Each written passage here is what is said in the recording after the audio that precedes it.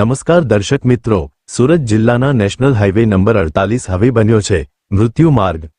માત્ર 48 કલાકમાં ચાર અકસ્માતો।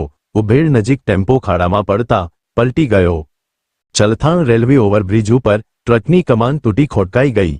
આઈસર ટેમ્પોમાં ભરેલી ભારે મશીનરી રસ્તા પર ઠલવાઈ ગઈ અને કડોદરા પાસે તો એમ્બ્યુલન્સ જ ખાડામાં ખોટકાઈ ગઈ। સવાલ એ છે કે આટલા ગંભીર અકસ્માતો છતાં હાઈવે ઓથોરિટી અને સરકાર કેમ સૂઈ રહી છે?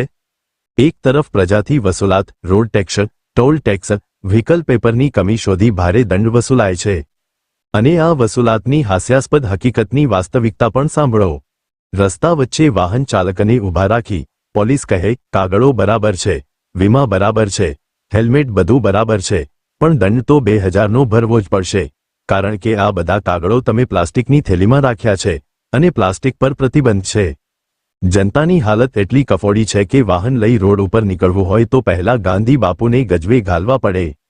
આમ જનતાના ખિસ્સા ખાલી કરવા સરકારી સિસ્ટમ પાસે હજારો કારણ છે, પરંતુ સરકારી સિસ્ટમમાં ગુનાહિત લાપરવાહી કે તેમની ભ્રષ્ટ નીતિ સામે કાર્યવાહી કરવામાં ક્યાંની પ્રમાણિકતા શોધી જડે એમ નથી।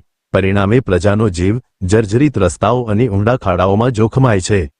શું આ ખુલ્લી લૂંટ નથી? શું આ પ્રજાના જીવન સાથેની ખુલ્લી મજાક નથી? હાઈવેની હાલત હવે એટલી ખરાબ છે કે રોડ પર ચાલવું એટલે મોતને આમંત્રણ આપવું। લોકોના પ્રશ્નો ઉગ્ર બની રહ્યા છે। જો વહેલી તકે ખાડા પૂરાશે નહીં તો આ લડત માત્ર આક્રોશ સુધી નહીં રહે, જન આંદોલનનું સ્વરૂપ ધારણ કરશે। સુરત હાઈવેના ખાડા આજે સરકારી સિસ્ટમની પ્રમાણિકતા અને જવાબદારી સામે બંધ પોકારી રહ્યા છે। તેમ છતાં મોટાભાગના પત્રકારો મૌન સાધી બેઠા છે।